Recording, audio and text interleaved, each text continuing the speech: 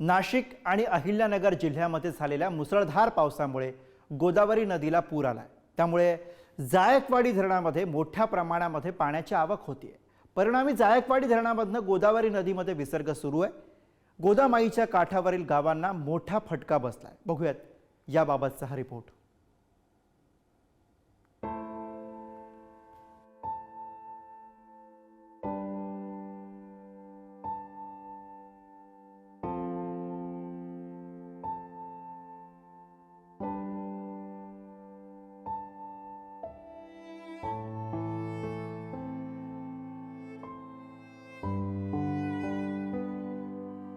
माझा आंधळा पोरगा आहे, मी एकली माग करून घालणारी त्या लेखाला।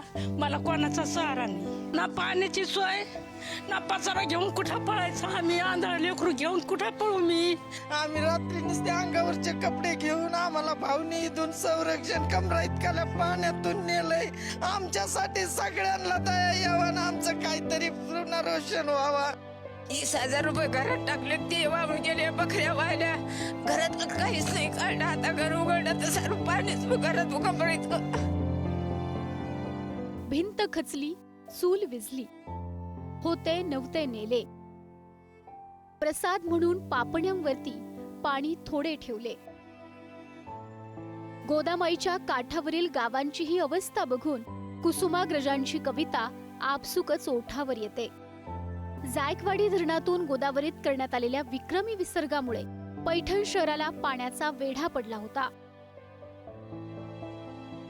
पाणी काहीसं उतरल्यानंतर पैठणमधील नुकसानाची दाहकता ठळकपणे समोर आली आहे। पैठण शहरातील संतनगर या भागामध्ये आहोत आणि या भागामध्ये ही जे तुम्हाला निशाण दिसत असतील, या निशाणापर्यंत या घरांमध्ये पाणी होतं, या संपूर्ण परिसरामध्ये पाणी होतं आणि त्यामुळे तुम्ही पाहू शकता की घरामधली जी परिस्थिती आहे, सर्व संसार उपयोगी साहित्य हे नासाडी झालं आहे। जवळपास हा घर आहे पूर्णपणे पाठीमागून पडलेला आहे। तुम्ही या ठिकाणी या बाजूला पाहू शकतात की कशा पद्धतीने हा घर जो आहे आपण कालपर्यंत व्यवस्थित होता, मात्र आज आपण हा पाहिलं घर तर हे पूर्ण पडलेलं आहे। काल रात्री किती पाणी होतं आणि कसं काय झालं नेमकं? भरपूर पाणी होतं, सगळं भरपूर पाण्यामध्ये सगळं सायमन गेमन सगळं वाहून गेलं, घर पडलं, लेकरं बाळ घेऊन आम्ही पळालो।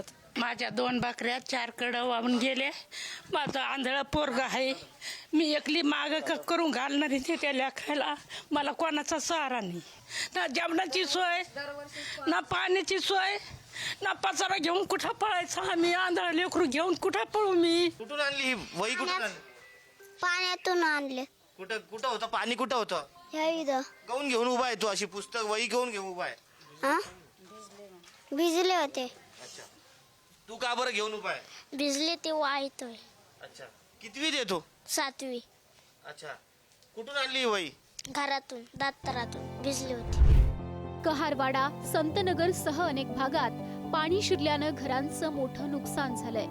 बाधित झालेल्या नागरिकांना संपूर्ण रात्र जागून काढावी लागली आहे। मातीची घरं पडायला लागल्यानं अनेकांवर बेघर होण्याचं संकट ओढावलंय। सगळे भांडे गुंडे चटवाहून गेले। आम्ही रात्री नुसते अंगावरचे कपडे घेऊन आम्हाला भावनी इथून संरक्षण कमरा इतक्याला पाण्यातून नेलंय। आमची इथं राहायची पण इच्छा नाही। आमच्या एवढले लेकरात नाती नातू, आमच्यासाठी सगळ्यांना दया यावा ना आमचं काहीतरी पुनर्वसन व्हावा। म्हातारा दवाखान्यात ऍडमिट आहे, 7 दिवस झाले। घरात पाणी पाहिलं, डोळे पांढरे झाले। दवाखान्यातून पत्रा पळत आला, काढण्यात गांठुंडे। 20,000 रुपये घरात टाकले, ते वाहून गेले, बकऱ्या वाहिल्या, घरात काहीच नाही काढलं। आता घर उघडलं तर सारं पाणीच घरात उभं पडायचं। आमचे सारे घर, सारं संसार, सारं धान्य धुन्य सारं वाहून गेलं। आम्ही कौरक इथं पाण्यात राहायचं। माझं किराणा दुकान होती, पूर्ण वाहून गेली पाण्यामध्ये। सारे फ्रीज आणि सगळं सामान सगळं पाण्यामध्ये वाहून गेलं, काहीच राहिलं नाही घरामध्ये। माझ्या मागं कोणीच नाहीये। आमच्या घरात पाणी, किड्या घरात, उंदऱ्या घरामध्ये, पिठात पाणी, धान्यात पाणी, किलो 2 किलो दळून आणतात तर ते खायला सुद्धा तोंडात जात नाही आमच्यावाले। शहरातले जवळपास 1500 लोक हे शहरात 3 ते 4 ठिकाणी कॅम्प केलेले आहेत।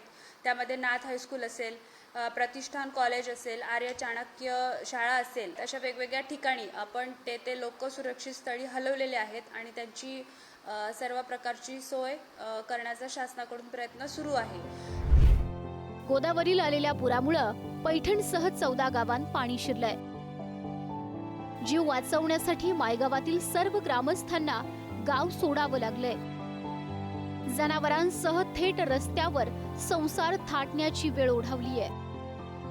उघड्यावर राहावं लागत असल्यानं 2 दिवसांपासून डोळ्याला डोळा लागत नाहीये.